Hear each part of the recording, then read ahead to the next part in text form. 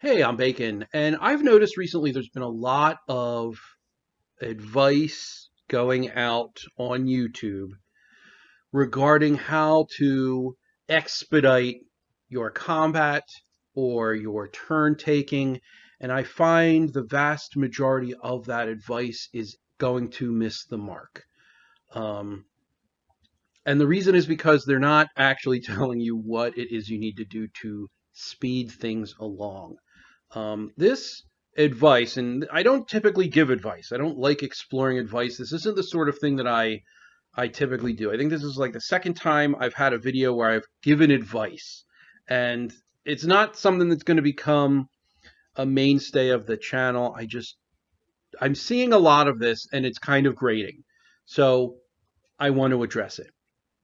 And this advice is going to come from a lot of conversation had with the 4D corner of the hobby, specifically Table Runner Crispy, who is a friend of the channel and who has a very insightful series that he is in the middle of on his own channel, which I'll have linked in the description. So please do go and visit.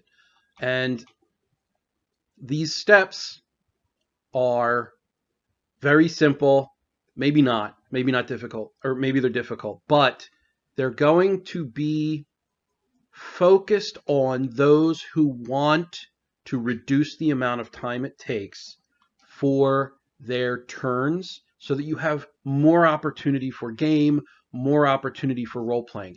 With play styles like the OSR, or the play philosophy of those who like to engage in that style of play, this is probably way not going to land for you because crosstalk is a part of that style of play. Table talk is a part of that style of play. Strategizing is a part of that style of play. So all of these things are not considered time wasters in that particular corner of the hobby. And so this is not advice for OSR guys. If you like that particular way to play, then I by all means support it. Please continue. This is just not a recommendation for you. But as there clearly are a lot of people out there who are seeking advice on reducing the amount of time that they're taking in turns or in combat, this is who, or that's who this advice is for. I'm stumbling over my words because I don't have a script. I'm sure you can tell. So the first thing that you can do is stop taking speculative turns. So when initiative order gets around to you and you start saying things like, well, I have this skill and I was wondering if I could do that, or I'm going to try to do this based on that skill, and then you get feedback from the GM, and it sort of then begins this back and forth negotiation of what you're going to do in your turn before you actually take your turn. I want to try to do this. Can I do it with this skill? Well, no, that's not really what that skill is for. Okay, well, what if I try to do this, but with this skill? Or what if I want to try to burn this thing, but I want to do it in such a way that is this very specific sort of beneficial for the group or my character. And then eventually you whittle it down to a turn that you feel comfortable with, and then that's the turn that you take. Now, prior to that, you've already taken about 7 turns, right? You've already described a wide variety of actions, and the GM has already said, no, those are not going to work. Instead of just allowing you to hit them one at a time and say, nope, it doesn't work. Nope, that doesn't work either, as the initiative order gets back around to you. And I know that the reason for this is because the initiative order takes so long to get around to you. But if you all cut this out, just stop doing the speculative turn taking, it's going to come around to you much more rapidly.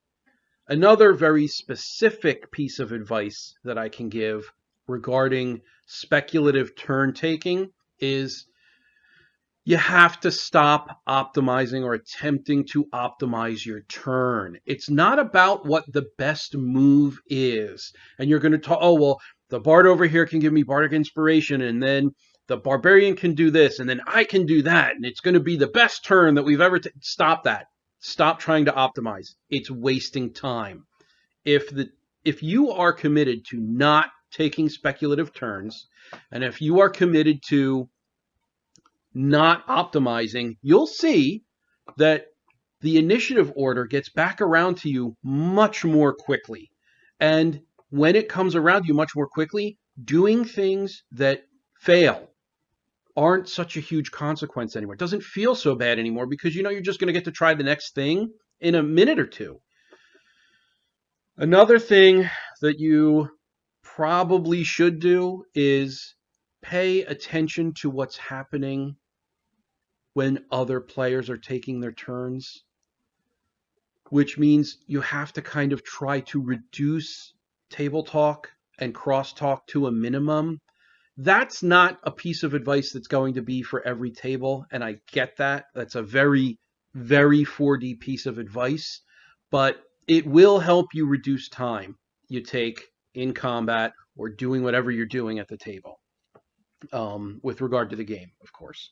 So that's really it. It's a really quick video. Stop taking speculative turns. Just do an action. Just do an action. And then you'll see initiative. If everyone else is just doing an action, initiative will come back around to you really, really quickly.